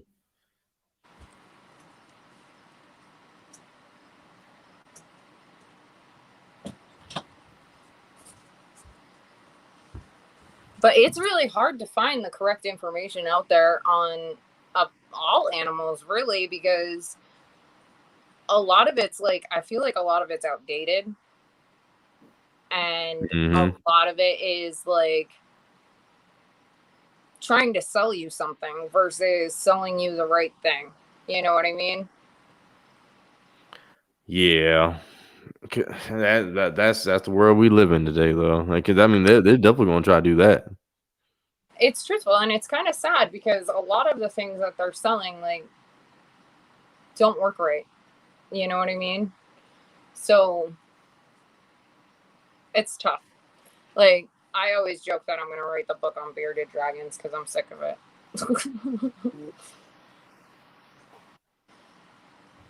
Oh, so I meant to ask you. So why Voldemort earlier? Any particular reason? For the name? Yeah, for the name. My son picked it. Oh, okay. You must be real big into Harry Potter. Yeah. So okay. He picked it out, and it kind of just stuck. I actually legitimately like it. It's kind of dope. Like, Voldemort's kind of a scary thing. I'm a Harry Potter nerd. That's why I asked. I couldn't just not ask. I like Harry Potter. I was like, but it's your snake. Pick the name. And he's like, Voldemort. I'm like, that's dope. All right. And then, he did have a snake too. So, yeah, that's true. Hmm. Well, didn't he turn into a snake? Mm-hmm. They had a couple. Well, I think he had a Horcrux. It was like Nagini was like his like pet snake, and then He could talk to snakes too. yeah, he could talk to snakes. That's what it was. So I thought it was pretty cool. So Hell yeah. that's the name that he got. I was reading the chat because somebody brung up. He said it's Lord of the Rings country here. From I love Benjamin Lord of the Payne. Rings as well. I'm not gonna lie. I'm kind of like on that level. I was watching Shelby DWR Exotics. She suggested Loki, the show.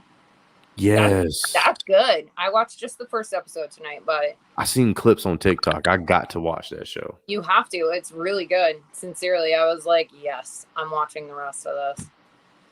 But Because I will start like tomorrow. If it's on Hulu, if I find it on there, if not, I'll find it somewhere on the internet because I got to watch that. it's Because good. they got a lot of them. Like if you're into the Marvel and Avengers stuff, you got to watch all those shows. Like the other one with what's the girl with dang, I forgot the other show they had. Wanda. The Wanda show. That was a real good one. But they do like little snippets of all the stuff for the upcoming big movie and all the mini TV shows. Yeah. I think it's cool. I'm really into like I'm gonna show you my level of nerd here for a second. Everybody makes fun of me. I have a wall of pops. Hold in my on, wait. room. Hold on. I gotta put you on the solo. I can't see. What is that? It's pops. Oh yeah, those things. Yeah. There's nothing wrong with that. I actually like those. So I have an obsession with Wonder Woman, and I go to the Comic-Con every year. I didn't go last year because of COVID, but I dress like her. Don't. It is nothing wrong with that. There's nothing to be ashamed. Because believe me, I'll be that. I would be doing the same thing. It's funny, but yeah, I mean, I have a Star Wars tattoo on my hand if you can see it, because it's always backwards on here. It's so confusing. Wait, there we go. Wait, no, there we go. Because I would get a stormtrooper suit, and that would be my thing. Because I'll be the stormtrooper all day long. I have BB-8 on my hand. I love the droids. I'm obsessed with them. So yeah, that's my level of nerd. That's still pretty cool, though. I mean, at least I think it's cool. I mean, screw everybody that doesn't. I mean, of course, but it's funny. Like I'll do lives, and people will see my wall of pops, and I'm like, that's not even all of them, guys. So keep going. Like I have a whole other wall in my bedroom. those are the good ones. Those are the ones that I like people to see. I have like almost all of the Wonder Woman pops, which is hard to do. So do they make those for like all stuff, or is it just specific for like all stuff, man? They have. I got Stanley, like the creator, Stanley, which actually Stan Lee's was going to be Stan Lee's, as in Stan Lee, and I put the sunglasses, the Stanley glasses on Stan, and that was my first logo. And no one knew what I was talking about. No one got it. That's crazy. I was like, it's the glasses, guys. Like, it's the straight up the same exact glasses that he wears. Come on. No, I'm the only one. That's how it is sometimes, though. But I'd rather have something like that anyway, because I mean, it's special to me. I mean, if nobody else gets it, screw it. I at least I know. True. That's what I was like, oh my goodness, that's what I'm going to do, because I have Stan, so it's going to be Stanley's, as in Stan Lee, and I'm going to do the glasses, and no one understood it. I was like, I'll just be cool by myself, guys. Because, I mean, first of all, like, I don't know. You got to like, if you're not a Marvel person, the only thing they're going to know who Stan Lee is. It's true. Because, I mean, he just does, like, the mini cameos through it. Like, it's, like, not even a 5 second short or something. And he just pops up. He's like, oh, look, there he is. But it's crazy because he's like the creator of all of it, and Yeah. no one knows who he is. He didn't pass away, did he? Yeah, he did. He got cancer and he passed away, I think, I thought he did. I thought I remember reading that. 2 years ago. It was so sad. I was so sad. Well, But give me 1 second. Let me plug my.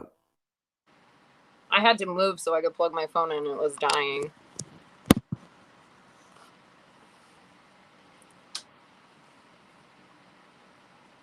Oh, it's just me. Hi, guys. All right, and let me plug this in right here. I'm still like messing with my laptop, trying to get it to last the whole live stream. Just play with the bright stuff on it and maybe get it to work pretty good. Right. Yep, we're good to go. But yeah, so that's me. That's kind of what I do. I'm surprised that I have had this much to talk about. Well, I mean, we got similar interests, so I mean that's a good thing. So it's true. It's true. I don't know. I'm pretty excited. I do have upcoming projects coming. Like what? I have 2 breeding pairs of bearded dragon. Oh, yeah, yes, yeah. I'm going to be doing 2 breeding pairs of leopard geckos. I want to continue taking in rescues, but I can't keep them anymore. So I'll just be rehabilitating now and finding them homes after. Oh. Because that's a big part of who I am. You know what I mean? But with breeding, I need the space for the babies and stuff like that. So I know I can't keep every single one anymore. So I'll keep what I have, but now I'm just going to rehab and find them home. So. Because bearded dragons, they have a lot of eggs, don't they? Yeah, up to 100 a year. Jesus. I'm not even have more than one a year? More than one clutch? They have 3 to 4 clutches. Whew. And each one can be up to 25 eggs. Good Lord of mercy. Yeah. That's a lot of freaking dragons. And I plan to do it year round. So I'll do 1 breeding pair in the spring and 1 in the winter. So I will consistently have babies going in and out. That way I don't overwhelm myself with breeding 2 at the same time and having 100 eggs at a time or 100 babies. I'll have them going in and out and in like 25 at a time. Because that'll be a full-time job. Legitimately, it will. It will. But it's what I want to do. Like, that was one of my big things is after buying one from a pet store, having it come with MBD, I wanted to teach people about dragons, but more than that, I wanted to create healthy dragons. And that's something to be admired. I mean, for sure. I mean, that's the best way to be about it and the best way to do stuff. Because, I mean, if you can change people's minds and, like, fix stuff that's going on in the actual reptile world, you know, and especially if people have been doing it wrong, I mean, yeah. I mean, I have messaged Petco myself and PetSmart, and you will find occasionally on my page, I get really upset about something I see in their store and I'll tag them a million times in it and nothing ever changes. So this is kind of my way of changing it on my own.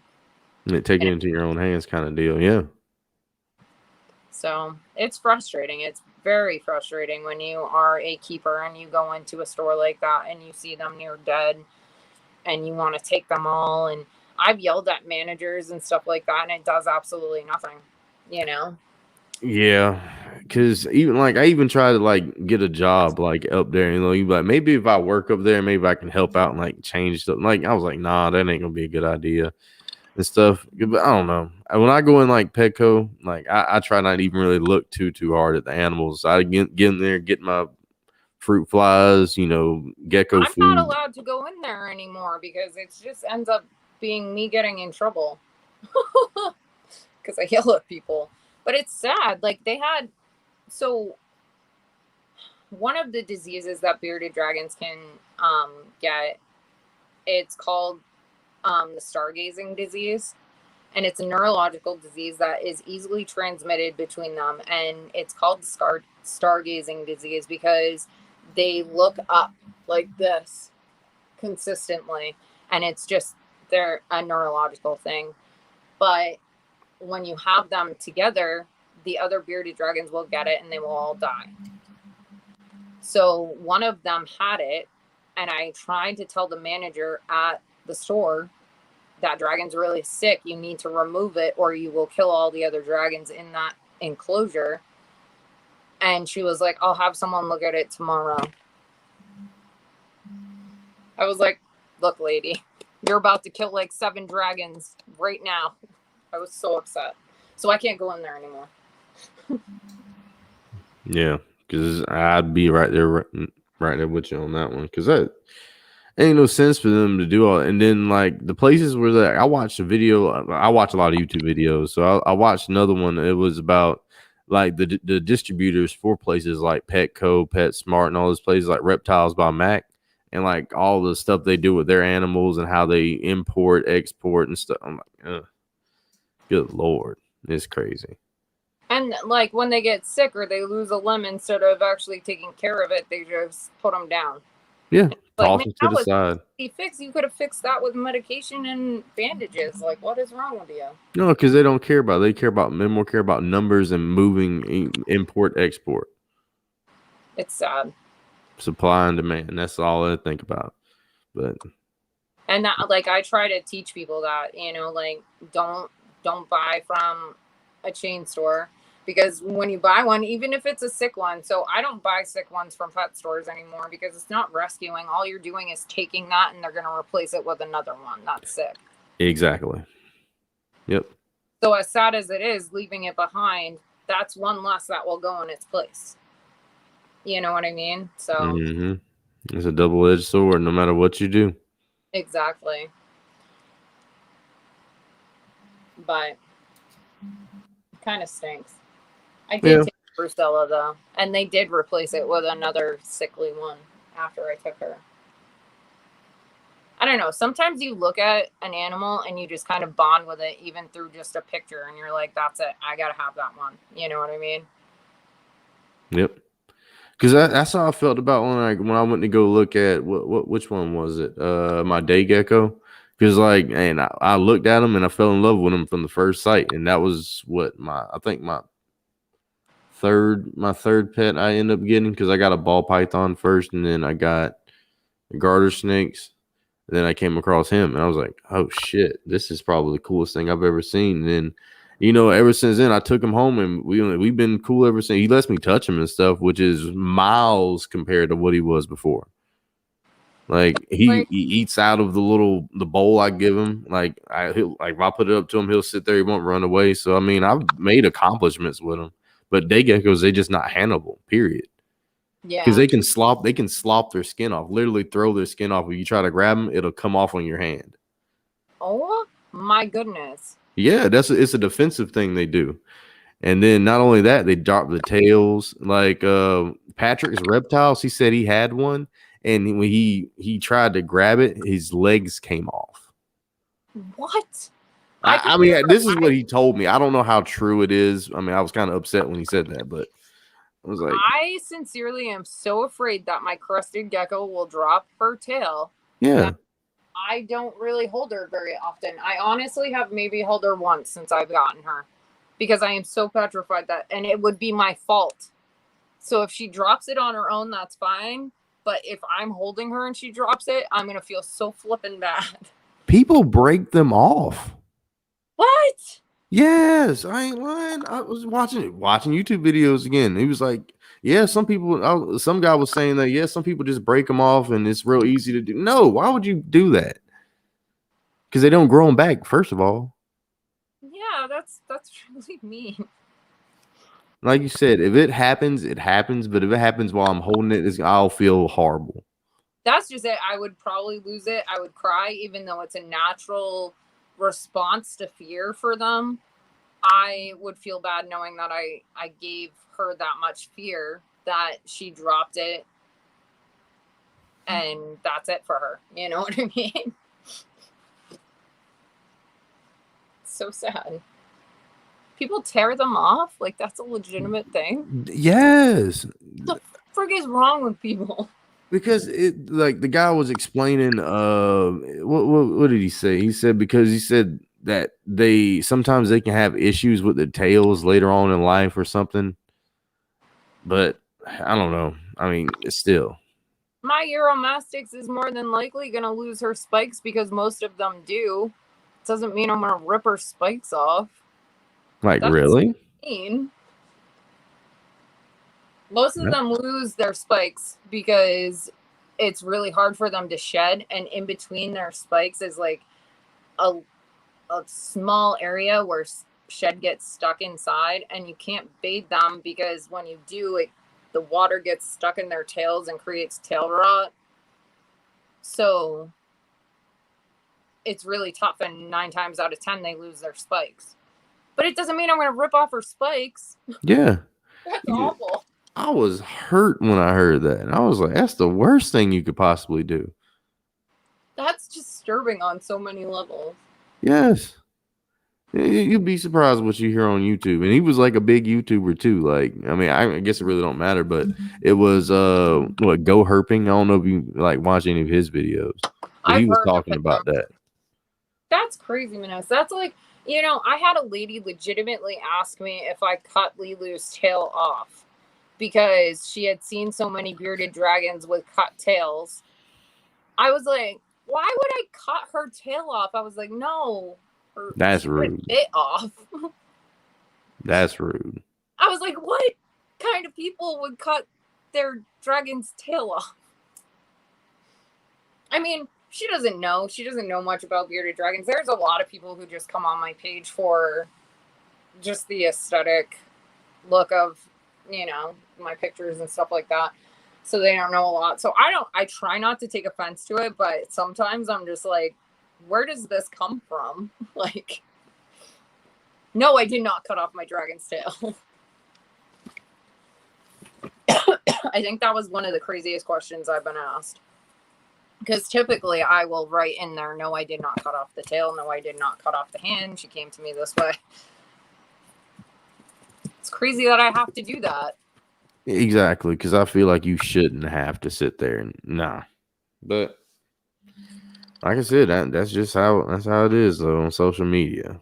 Because man, yeah, I had a dude. He was sitting there grilling me about like, oh, how often do you feed your frogs? Oh, how often do you dust them for crickets?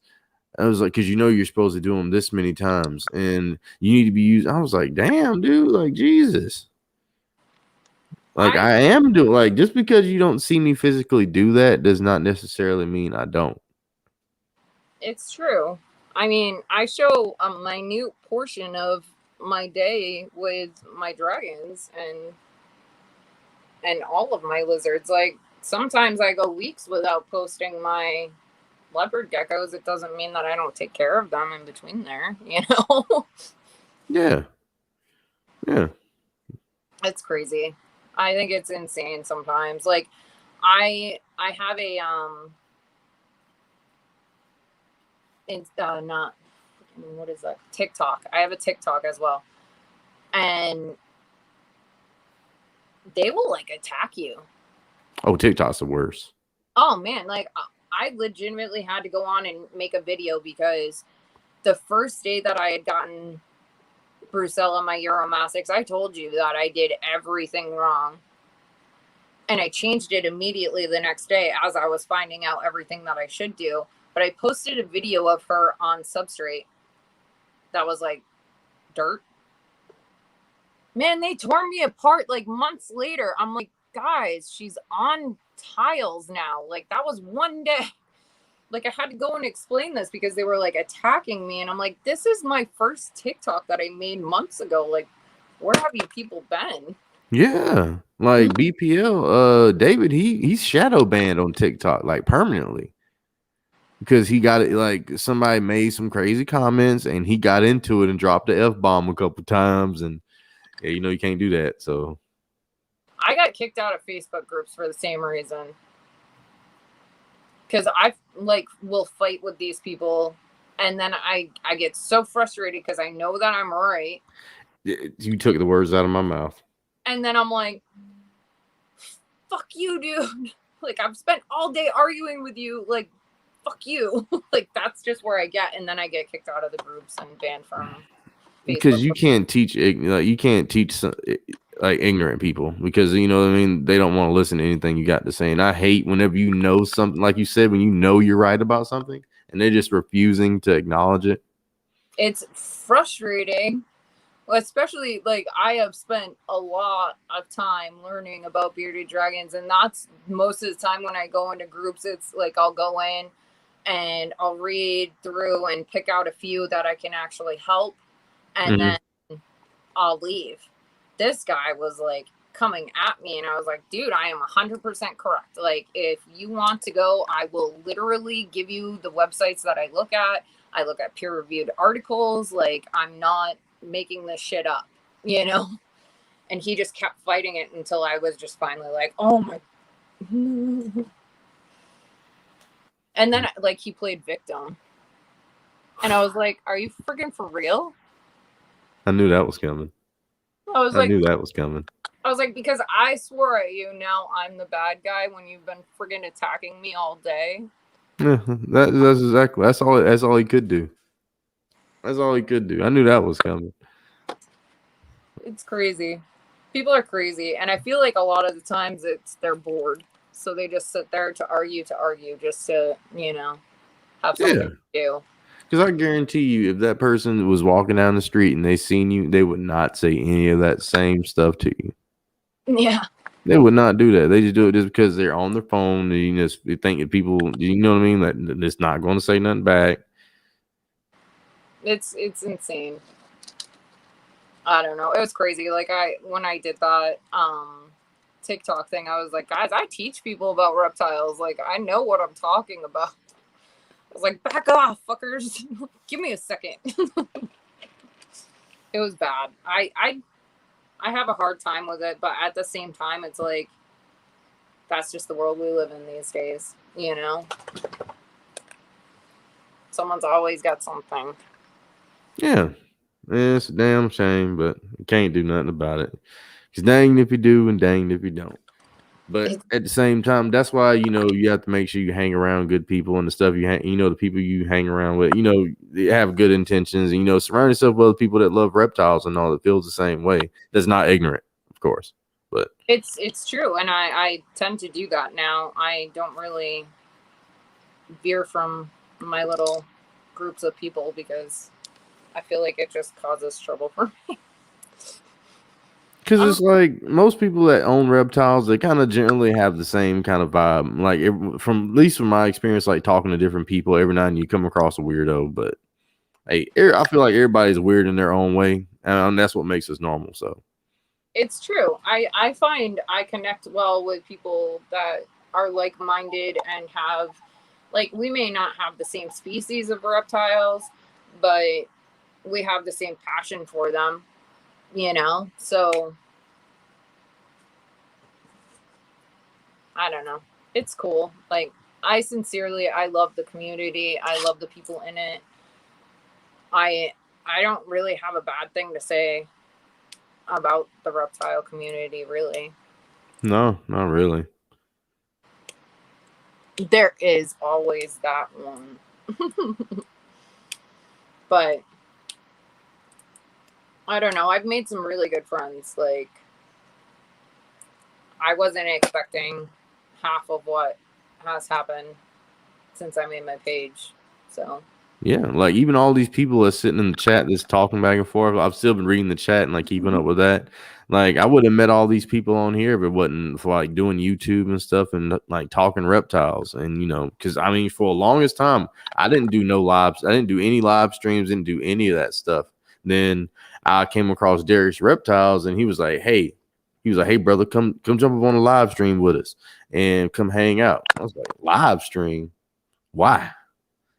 And then all of a sudden I started realizing everybody was doing live streams, just hanging out with each other and making a community and all that stuff. And it was like, well, I'm the only person that happens to like the stuff that I happen to like. So maybe I can come hang out with these guys, meet some new people and friends. And look, now I met you, and then I met all these other people like that. You know what I mean? So, and that's why even all the people we have on the P&E show, like, you know what I mean? We're making friendships, networking, and all that. So that's it. Like, if you go back on my page and you look at the live videos that I did in the beginning, you won't see me.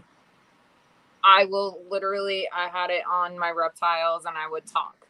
That was it.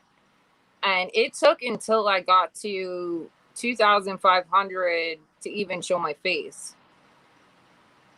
Because it's like, it's hard for me because my page is about my reptiles.